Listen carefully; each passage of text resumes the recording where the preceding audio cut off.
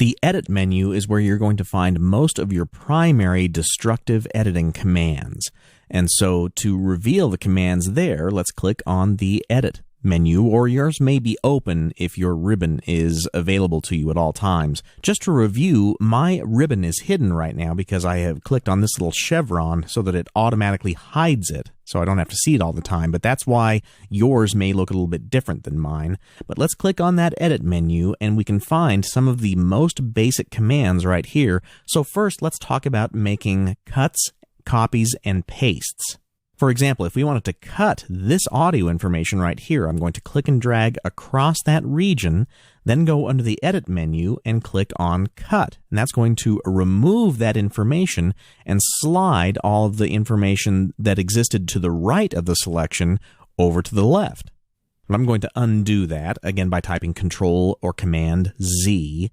And the other edit that's very similar to Cut is Delete. So if we go under the Edit menu here and choose Delete, it's going to be the exact same command. But there's also a keyboard shortcut for Delete, and that is the Delete key on your computer keyboard. So if you type Delete, it executes that Delete or Cut command. But then let's talk about copying. If I wanted to take this audio information and copy it, I could go under the Edit menu and choose the copy icon right here, but the keyboard shortcut for that is the same as you find in most Windows and Mac applications, which is Control or Command C. So if I've made that selection, I can type Control or Command C to copy that into what's known as the clipboard. And now by using the paste command, I can paste that information somewhere else in the audio file. And that's going to be accomplished by moving the cursor to the desired paste position, then going under the Edit menu and clicking on Paste, or by using the keyboard shortcut of Control or Command V for paste. So if I type Control or Command V, it's going to paste that information at the position of the cursor, and it's going to take all the information that used to be there and push it to the right of the selection. But it's important to know that there are some other really specialized paste commands. So I'm going to undo that, and let's look at those under the Edit menu. You'll notice that Paste has a little drop-down chevron right here. So when you click on that, you can reveal the 5 additional ways to make pastes. So for example, Overwrite is going to replace the samples from the cursor position. So if I were to click on Overwrite right now, it's going to overwrite the information from the cursor position to the right and fill it in with what's on the clipboard. So that's an overwrite paste. Let's look at a few of the other ones.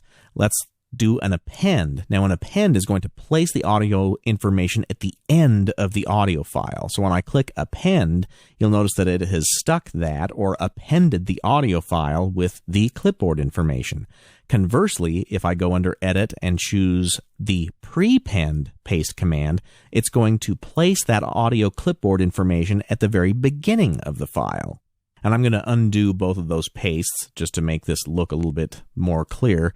The last commands are multiple copies and mix, and each one of these paste commands is going to open a dialog box. So when you call up the multiple copies paste command, then you can choose how many times that clipboard gets copied into the audio file.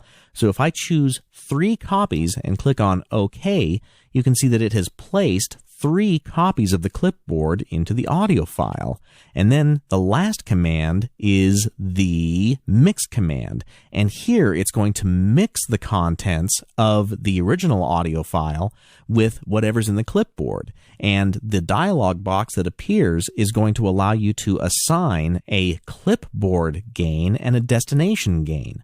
So if you wanted the clipboard to be down about 3 dB, but leave the original audio file or the original audio information there alone at its normal audio level, then I'm going to leave that set at the 0 position and click on OK, and then it's going to mix that audio information together. And I'm going to undo that as well and show you a few of the other edits that you may find yourself using quite a bit of. And let's start with crop. With cropping, what happens is you're going to make a selection, and that selection is going to define what you're keeping. You know, these other commands that I've shown you are defining what you're going to delete or what you're going to copy, whereas the crop command is going to erase everything except for what's in the selection. So when I click on crop, it's going to crop out all that other information that was outside of the selection. I'm going to undo that. Then I'm going to type controller command and the down arrow to zoom all the way out. Let's look at a few more. There's also the mute selection command, which you'll notice that the keyboard shortcut for that is the backspace key. So not the delete key. As you'll remember, the delete command and the corresponding delete key deletes the entire selection, and any information from the right of the cursor is going to be short up towards the left. However, the mute command is a little bit different. If I hit mute selection, then what it's going to do is put in blank space. Or I could type the backspace key to do the exact same command. So if I make a selection and type the backspace key, it's the same as performing that mute selection command. So I'm going to undo that, and let's look at a few more. The smooth delete is going to perform exactly like the delete command, with the addition of adding a little crossfade to the edit. So when you do a smooth delete, it's going to make sure that you don't have any pops or clicks as it goes from that transition. And conversely, it's good to know that if you leave the zero crossings option selected here in snapping, then whenever you're making these kinds of edits, it's never going to create those really abrupt snaps or pops that you hear in the edited audio, because the selection that you make is always going to adhere to a zero crossing or an absolutely silent part of the audio waveform to make it so that you don't hear those pops and clicks. So those are some of the most popular edits, and in the next tutorial, let's talk about the process menu.